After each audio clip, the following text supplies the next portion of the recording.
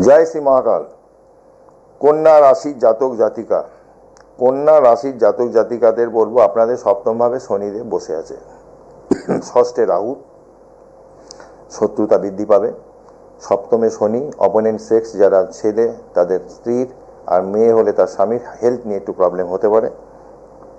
আচ্ছা, আপনাদের বৃহস্পতি বসে আছে কন্যার দশম ভাবে বসে রয়েছে। জব স্যাটিসফ্যাকশন হয়তো হয়ে যাবে, ভালো চাকরি পেতে পারেন। চাকরির জন্য চেষ্টা, ট্রান্সফারের জন্য চেষ্টা করছেন, তাদের ট্রান্সফার হয়তো হয়ে যেতে পারে এই মুহূর্তে, এরকম কিন্তু কানেকশন রয়েছে। শনিদেব সপ্তমে বসে নবমে দৃষ্টি দিচ্ছে, তৃতীয় দৃষ্টিটা খুব এফেক্টিভ হয়, যার জন্য বললো যে বাবার শরীর স্বাস্থ্য নিয়ে একটু সতর্ক থাকতে হবে। 3, 4, 5, 6, 7 আপনাদের পায়ে চোটাঘাত লাগতে পারে। কন্যা রাশির জাতক জাতিকা যারা আছে পায়ে চোটাঘাতও দিতে পারে। 7, 8, 9, 10 মানে 1, 2, 3, 4 চতুর্থভাবে দৃষ্টি হচ্ছে, মানে মায়ের হেলথ নিয়েও প্রবলেম হতে পারে। তাহলে কি কি জায়গা বললাম? বাবার হেলথ, মায়ের হেলথ এবং নিজেরও।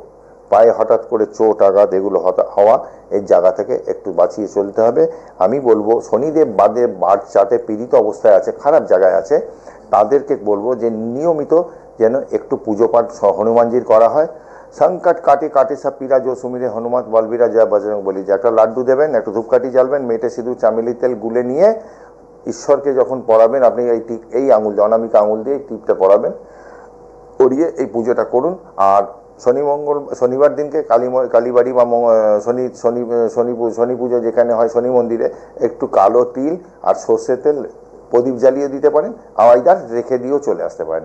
এটা করুন, আপনার যে নেগেটিভ এনার্জি, আপনার যে প্রবলেমটা চলছে তার থেকে কিছুটা হলেও আপনি বেরিয়ে আসতে পারবেন। ভালো থাকবেন, আবারও আসবো। জয় মা তারা, জয় জয় তারা।